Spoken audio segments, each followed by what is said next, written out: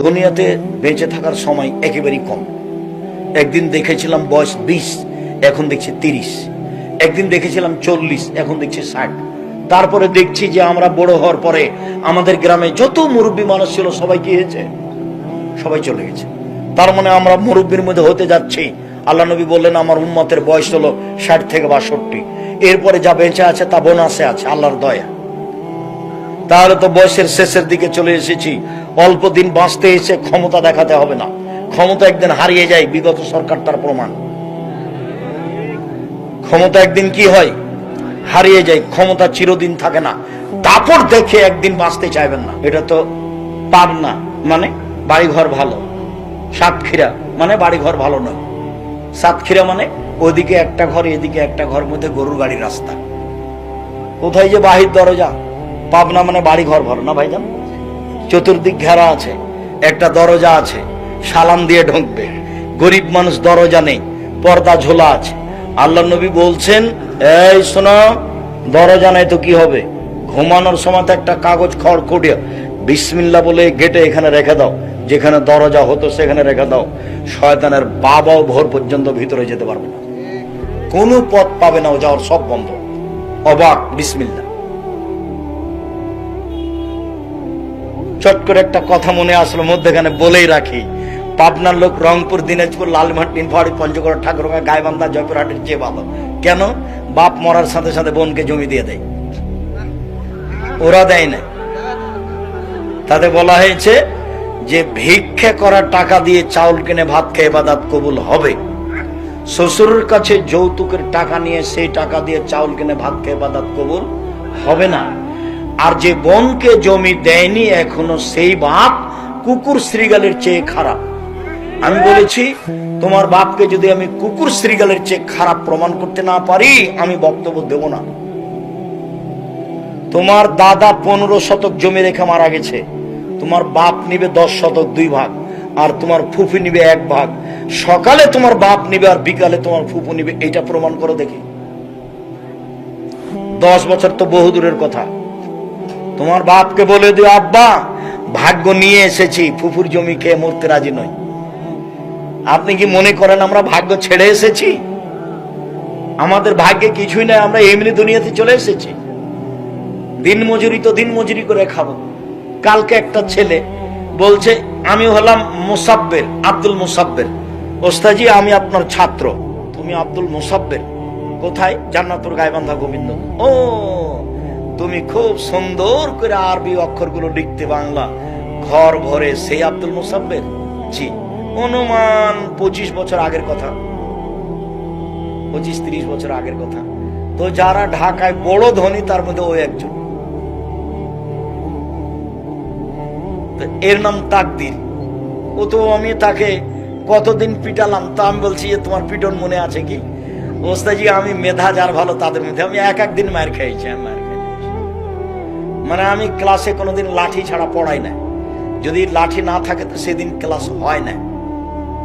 আর আমি ক্লাসে যাব, কোনো ছেলে পড়া না করে ক্লাসে বসবে, এরকম দুঃসাহস কোনো ছাত্র রাখে না। আমি ক্লাসে যাব মানে চাঁপানগঞ্জের ভাষা, তো ও তো পড়বে আর বাপটাও পড়বে। ওইভাবে আমি ক্লাসেই যাই না। একটা ছেলে আজকে খাতা নিয়ে আসেনি, বাংলা খাতা, কালকে নিয়ে আসবে না, তখন আমি শিক্ষক। ওই শিক্ষক আমি নই। আমি এই মেজাজে যাচ্ছি, তাই বলছি তুমি কি মায়ের খেয়েছো একদিন? বলতে যে আমি খুব কমই খেয়েছি, আমার মেধা ভালো ছিল, পড়া ছিল। হতে পারে, সেটাই ঠিক। পড়া হলেও যে মারিয়েছি এমনটা তো কথা নয়। বলেছি যে আমার উপদেশ দিয়ে কাজ হয়নি, তখন লাঠি। এটাই হিসাব, ওটা আল্লাহ রাসূল বলছে। এইবার আত্তাহিয়াত, তারপরে দুরুদ, তারপরে দুআয়ে মাসুরা, তারপর যা ইচ্ছে দোয়া। অন্তত রব্বির হামহুমা কামা রাব্বায়ানি সগীরা। অন্তত ভুল করবেন না কোনো সময়। কিছুই তো করতে পারছেন না। সকালে বিকালে তো বাপের জন্য 10 টাকা দান করতে পারছেন না। একজন সাহাবী এসে বললেন আল্লাহ নবী আমার বাপ মারা গেছেন, ও তারাকা মালান, টাকা পয়সা ছেড়ে গেছেন। আলাম ইউসিনি, আমাকে কোনো উপদেশ দিয়ে যাননি। হালি কফরান সাদকান, আমি যদি তার নামে দান করি আমার বাপের পাপ মিটে যাবে কি? কালা নাম হ্যাঁ। আল্লাহ রাসূল বললেন হাদিস বুখারী মুসলিম। তখন বললেন না যে বড় পাপ ছোট পাপ, বাপ মায়ের নামে দান করলে বাপ মায়ের পাপ মিটে যায়। বুখারী মুসলিমের হাদিস, একাধিক হাদিস আছে। তো দান তো করতে পারছেন না, ভালো ইনকাম করছেন না, তো বাপ মায়ের কিছুই উপকার করবেন না, কি করবেন বলেন তো দেখি? রব্বির হামহুমা কামা রাব্বায়ানি সাগীরা, হে আমার প্রতিপালক তুমি আমার বাপ মাকে দেখো ওইভাবে বাল্য অবস্থায় যেভাবে আমাকে দেখেছো। বড় দোয়া যখন ইচ্ছে বলেন, সকাল সন্ধ্যার তাসবিতে বলেন, সালাম ফেরার পূর্বে বলেন আসসালামু আলাইকুম ওয়া রাহমাতুল্লাহ, আসসালামু আলাইকুম ওয়া রাহমাতুল্লাহ।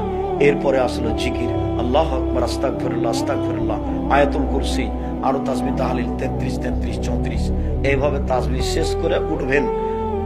জালেমের বিচার দুইবার হবে, একবার দুনিয়াতে হয়েছে, আবার তাৎক্ষণিক দেশ ছেড়ে যেতে হবে, এরকম ধারণা আমার ছিল না। তবে আমি ভাবতাম যে গজব একদিন হবে। কিভাবে হবে? তো হবে একদিন, কিভাবে সেটা হবে আল্লাহ ভালো জানে। আবার যখন ওই মূর্তির পাশ দিয়ে যেতাম, যে যমুনাই হোক আর যে কোনো জায়গায় হোক, যমুনা সেতুতে যেখানে হোক না কেন, তখন বলতাম যে এইসব মূর্তি কি কোনোদিন কেউ ভাঙবে? আবার নিজেকে বলতাম কেউ যদি না ভাঙতে পারে তো যেদিন ঈসা আলাইহিস সালাম আসবেন সেদিন আর রক্ষা হবে। ঈসা আলাইহিস সালাম যেদিন আসবেন সেদিন পৃথিবীতে যত মূর্তি আছে সব ভেঙে দিবেন, যত উঁচু কবর আছে ভেঙে দিবেন। সেদিন শাহজালাল সিলেটির কবরকে রক্ষা করতে পারবে। পৃথিবীতে যত আছে, ইরাক ইরানে যত আছে কবর, আব্দুল কাদের জেলানির হোক আর আরো কারো হোক না কেন, কারো কবর রক্ষা হবে না। কবরবাসী যে কিছুই করতে পারে না, তাই বুশ কয়েকদিনের মধ্যে ধ্বংস করে দিল ইরাককে। মানুষে বলল যে আব্দুল কাদের জেলানি কোথায় যাচ্ছেন? আপনি কোথায় যাচ্ছেন আব্দুল কাদের জেলানি সাহেব? আল্লাহর বিচার ভুল হয়ে গেছে, সেই জন্য ঠিক করতে যাচ্ছে। আব্দুল কাদের জেলানি এইভাবেই মানুষ মুখে বলছে, কলমেও লিখছে, বক্তব্য দিচ্ছে। বগুড়া নগর মাদ্রাসাতে জনৈক মুফাসসির একদিন বললেন যে আব্দুল কাদের জেলানিদের বাড়িতে একটা ফকির এসে ভিক্ষে চাইলো, তো ওর মা ভিক্ষে নিয়ে যে দিল, তো ফকির আব্দুল কাদের জেলানির মাকে দেখে আকৃষ্ট হলো। তখন আব্দুল কাদের জেলানি মনটা খারাপ করে মায়ের পেট থেকে বাঘের আকৃতিতে বের হলো। বাঘের আকৃতিতে মায়ের পেট থেকে বের হয়ে ফকিরকে হত্যা করে দিল। এখন বক্তাতে এ পর্যন্ত বলল, তা আমি আবার বলছি যে মনে মনে একজন কেউ যদি লাফ দিয়ে উঠে বলতো, মাওলানা সাহেব বাঘের আকৃতিতে আব্দুল কাদের জেলানি বের তো হলেন বুঝলাম, ভিতরে গেলেন কিভাবে? এখনো তো তার জন্মের সময় হয়নি। এখনকার অবস্থা নকল করেন। এইরকমই ধর্ম। বক্তাদের যখন আমি দেখি তখন আমার খুব আফসোস হয়।